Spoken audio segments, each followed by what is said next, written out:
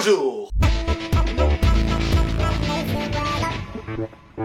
Comme vous le savez tous, je suis un passionné de littérature. Les grands secrets, la vie. J'aime beaucoup Socrate, Platon, Ariel Dombal. J'aime beaucoup lire. Des vrais livres, sans images. Des vrais livres, avec des images, c'est mieux.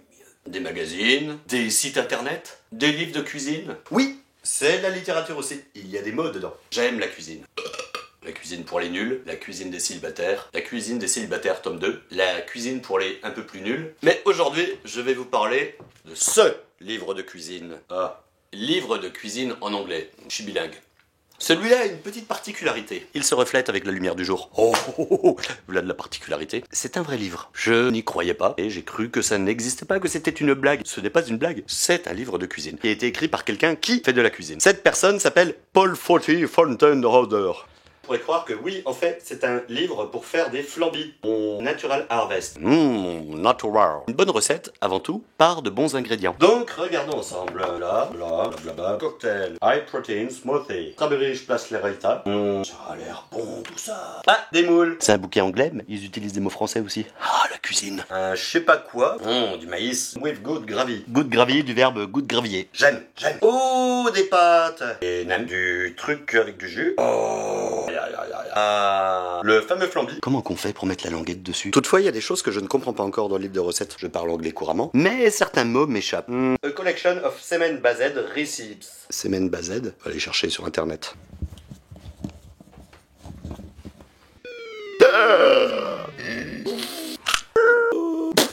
Si jamais vous achetez ce livre, vous verrez en première page, il y a un préambule qui explique ceci. Ceci est un livre de recettes entre personnes consentantes. Blablabla, blablabla. Ne pas faire ça à vos amis quand ils sont pas au courant, blablabla, blablabla. Même entre personnes consentantes, ouais, bof.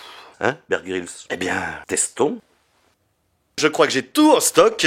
On va pouvoir commencer le tuto cuisine. Étant donné que j'en ai pas trouvé en magasin, il va falloir mettre la main à la pâte. Accessoire numéro 1. Il est temps d'aller transformer la matière principale. Étape numéro 1, récupérer les ingrédients premiers. Il suffit pour ça de racler avec une cuillère. La cuillère.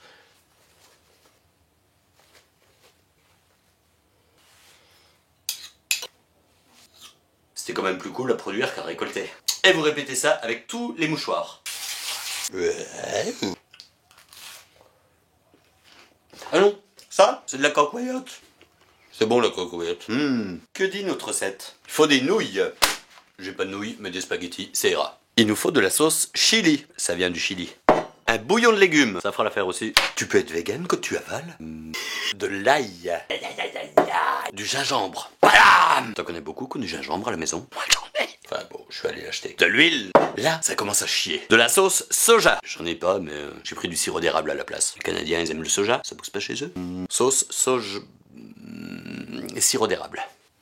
Une bière. À la base, c'est pas dans la recette, mais je me permets des petits trucs en plus. C'est en innovant qu'on fait des innovations.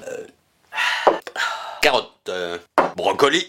C'est pas terrible les brocolis. Et pour terminer, notre sauce semen. Bah, si vous avez vu le début de la vidéo. Et pendant ce temps, préparons les pâtes.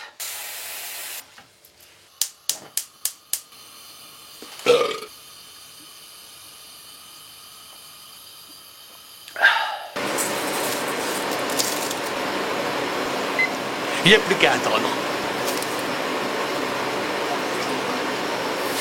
Préparation des petits légumes.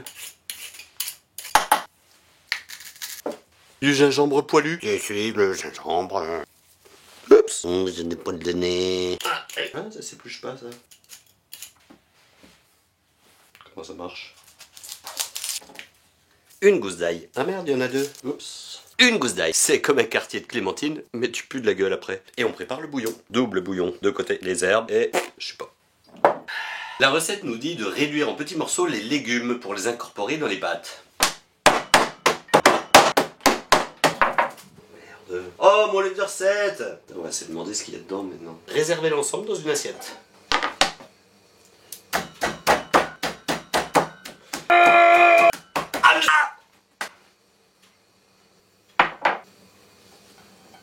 L'ail et le gingembre.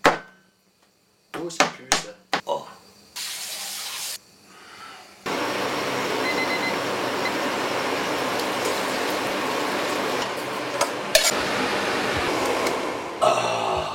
maintenant il va falloir faire la préparation. Tout mettre dans la poêle. Tout ça poêle. Tout ça poêle.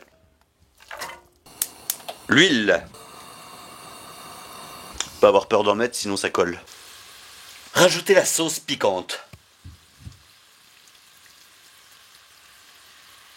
Ajoutez les brocolis, les carottes, le gingembre et l'ail. Remettre de l'huile. C'est bon l'huile. C'est pour éviter que ça colle. Mettre le sirop d'érable de soja. Il est temps de mettre le fond de canette de bière. Et enfin les 2 cuillères à soupe de semences.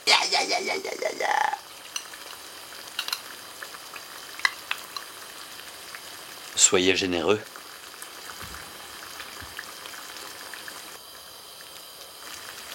Si avec ça les autres vont pas se régaler, eh ben, je sais plus quoi faire.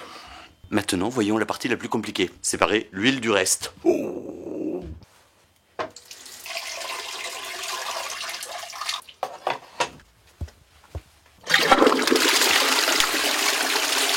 Et pour la décoration,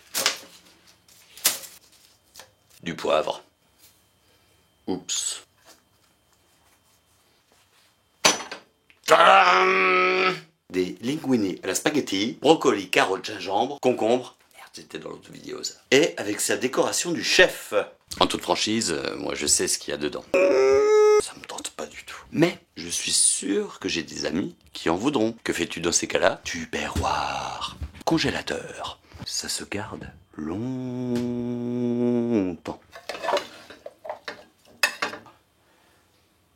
Miam.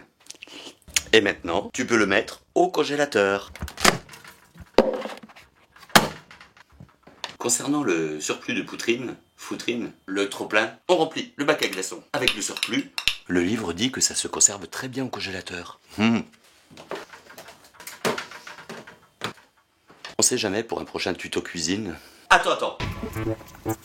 Je te coupe. Oui, je vois les mauvaises langues qui vont dire « Bon, il a pas mangé. Ah, c'était trop dégueu, il a pas osé. » Oui, j'ai pas mangé. Non, j'ai pas mangé. Par contre, des gens vont goûter. Vous verrez plus tard. Le but de cette vidéo était de vous faire découvrir ce magnifique livre de cuisine. Ce n'est pas un fake, c'est un livre qui existe vraiment. Et sinon... Toi aussi, tu aimerais bien être cette paire de jambes devant moi ? Tu veux postuler? Like la page Facebook et fais-le savoir dans un commentaire. Et bien entendu, abonne-toi à la chaîne YouTube. C'est génial de vivre avec moi, sachant que je suis extraordinaire, barbu, chevelu, tatoué et fatigant. Et si tu aimes faire la vaisselle et le ménage, alors envoie-moi ton CV et une lettre de motivation au plus vite. C'est un énorme atout pour toi. Et tu sais, d'ailleurs peut-être même qu'un jour je vais faire un tuto sur un caca.